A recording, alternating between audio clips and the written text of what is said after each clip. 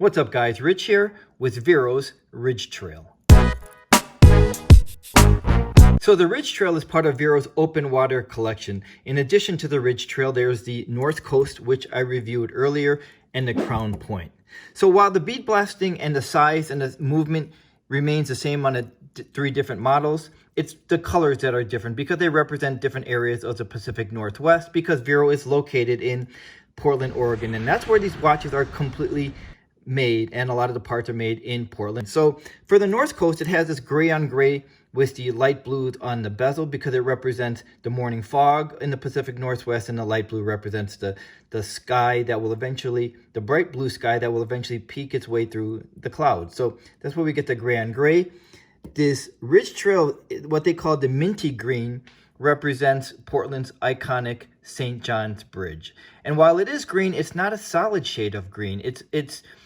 While Oris has a lineup called the Cotton Candy Collection, that's how I would describe this Ridge Trail. More of a cotton candy, because there's some white in that green, and I think it's tastefully done, and it just works out perfectly on this. I think if it was a solid shade of gray or a darker green, it would be too harsh against this matte gray case and bracelet and against this black bezel. So as it turns out, I think it just turned out really marvelously here. The green is consistent on the bezel, so around the markers we'll see that the green, black, and the white, and on the dial we'll see the black frames around the white markers and on the green dial, and then mostly a green second hand with the tip at the second hand being white. So very consistent, very, very attractive. The North Coast gets a lot of wrist time. The Ridge Trail has been getting a lot of wrist time. I've been a really big fan of this color for a long time. It's just something really unique, something different. So this bead blasting, it gives that, it's like a titanium look, but it is 316 steel underneath that, and then it is coated with the bead blasting. The same with the bezel. It's steel underneath that, but then to get the black, it's DLC coated and then coated with the bead blasting.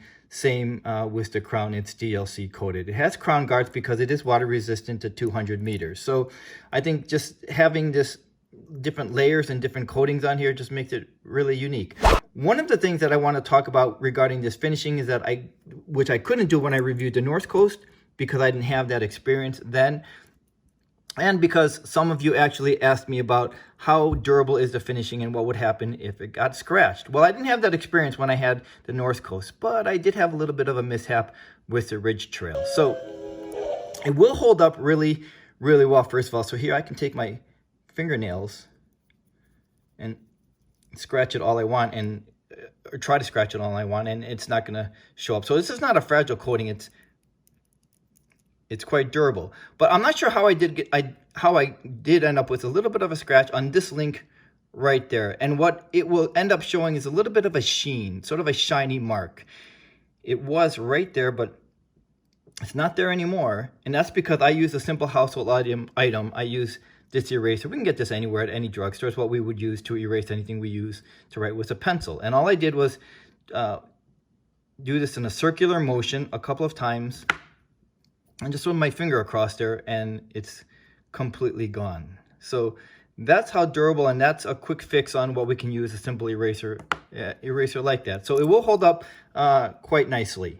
And if it didn't, if you got a serious issue with the bracelet, Vero has one of the longest warranties in the business. It has a 10-year, no questions asked warranty. It doesn't specifically say what they would do to the finishing, but if it went beyond 10 years, they would continue to service the watch. But normal wear and tear, I'm not sure what they would do, but something tells me, because the guys over at Vero are really cool, that it wouldn't surprise me if they took care of the finishing or if they redid it for you if the whole thing just needed it. I'm not sure about that. Don't quote me on that, but I just have a feeling they would take care of us like that. So because of that warranty, I wouldn't be surprised by that. It is a very comfortable bracelet. We'll open it up right here.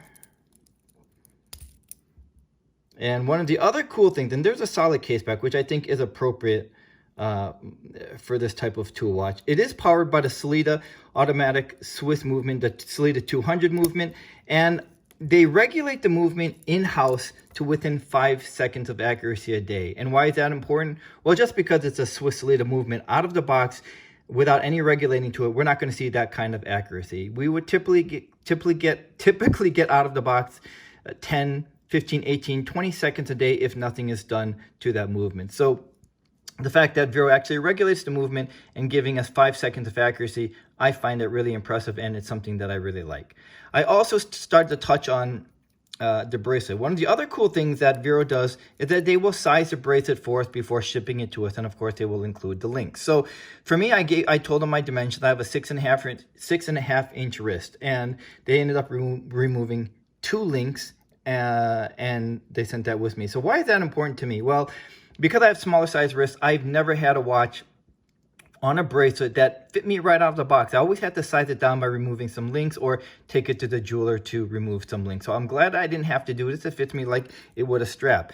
There is room for 3 micro adjustments, and I just fine-tuned it by putting it over to the last micro adjustment hole right there to give me the absolute perfect fit. It is a really comfortable bracelet. Just so you can see, spoiler alert, I just am a really big fan of Vero watches. They just do a really great job with this. Also, a lot of us would like to get to know the brand owners and see where and how, and specifically the facilities that our watches are being made. And so while Vero is changing offices, they still make everything in-house in Portland, Oregon. So I thought I would introduce you to one of Vero's owners, Chris Boudreau, as he talks about Vero watches on a local Portland news station. Here's Chris and the Vero team. In a North Portland workshop, the stainless steel case for each Vero watch is polished by hand for at least 8 hours by Kane Zebarth, a very patient man. So this is my jog wheel. Danny Recording's been here from the start, in charge of production, designing and making parts right down to the tiniest screw. We mix it up here. And Roger Sapp hand prints the dials until they display perfection, even under a microscope. Got to get a nice clean print and get it nice and even. The idea guy, the business guy, well, that's Chris Boudreau. And the 4 of them make up, and literally make, Vero watches. So we had a lot of ideas, and we literally from the start said, like, it would be really cool if we could make watches one day. One day turned out to be this December when the first watches were sold. It was a steep learning curve for a crew with 0 experience in making watches, taking nearly 2 years from concept to production. Marco was a pup when they started. You know, I don't get super upset if something doesn't work out the first 10 or 20 times. And Has that happened? oh yeah, I mean, that's like constantly. Yeah. After all, we're not talking mass production here. This is a mechanical watch with a unique design that cups the wrist. Then there was the cost, the time, and figuring out what they could do in-house and what they couldn't. It was complicated. Yeah, there's a lot easier routes. But Vero didn't want to sell a watch made in China. They wanted a watch for someone willing to make an investment, around $3,000, in quality. I think there is that, you know, maybe like young father want to pass along something. I think there's a lot of that element in the customer we've had so far. So I believe that video was made around 2017, before the open water collection. And we can see their past collections in their archive selection on their website. And I think some of the watches are actually still available. But you can see that they are entirely different from the open water collection. They were in transition for the open water collection, and they are going to be in transition again, and I'll touch on that in just a little bit. So while the archive collection is no longer available, except for a couple of models, they look entirely different from the bead blasted open water collection, which is, I think, a lot sportier.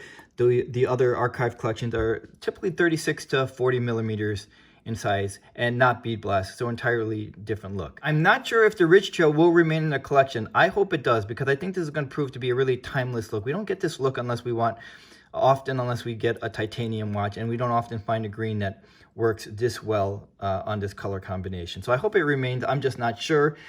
So if we want to grab it, this might be a good chance to do that. I know Vero doesn't like to use the ubiquitous term limited edition, but because I'm not sure if this will remain, I just really wanted to get my hands on it, and I'm really glad I did. It's just a really, really great green.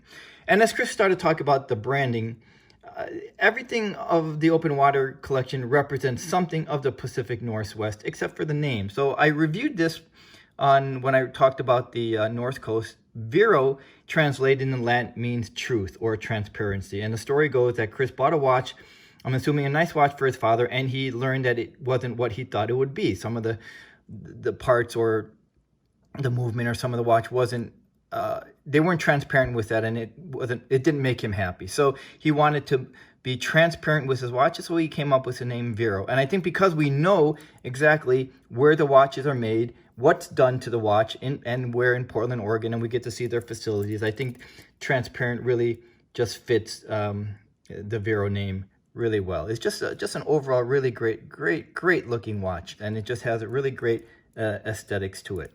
The retail price for the Ridge Trail is $875 on the bracelet as is, or $810 on the NATO strap. So if we like this unique look, if we like one of the nicest green dials that I've come across, and we want something different with this matte gray, black and the green, I think the Ridge Trail is definitely worth our attention. Thanks for joining me, and I'll see you the next time. The bezel and dial are loomed with Swiss loop. Yep. The bezel and dial are Swiss looped luminovas. Swiss looped. Yep.